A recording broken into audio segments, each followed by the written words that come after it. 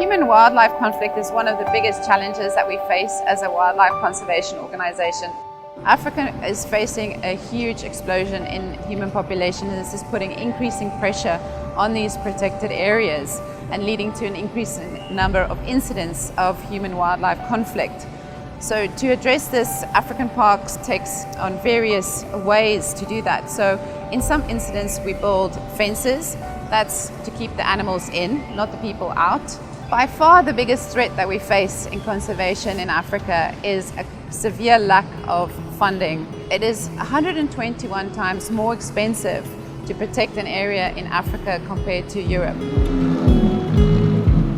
This is the initial kick-off auction at the end of November in Abu Dhabi at the Formula One. And we are throwing in this first beautiful car, an Aston Martin One-77 limited edition, basically zero owner. I think it has less than 900 kilometers on the clock. And it's just a beginning, it's a kickoff.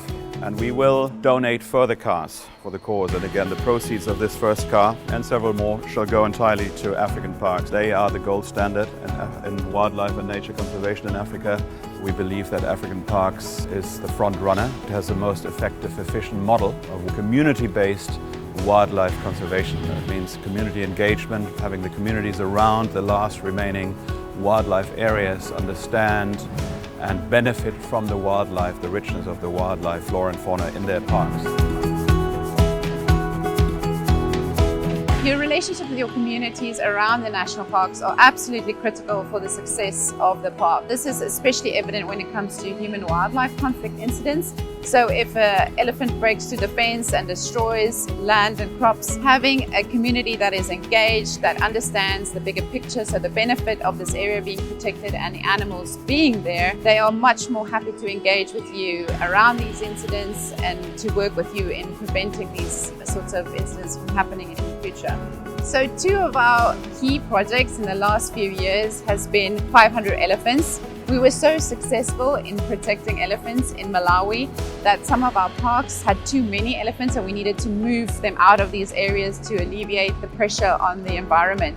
So what the Malawian government did is they gave us another national park to manage. The elephants there had been poached, and so we moved 520 from two parks that we were managing to repopulate the third park.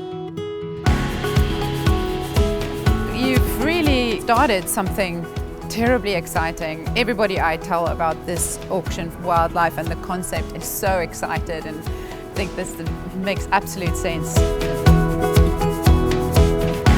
The support of organizations like the MF Jebsen Nature Conservation Foundation is invaluable to African parks. We currently have 5 parks in the pipeline which will require a large budget, so their support will help us conserve many more species and land preserve for future generations.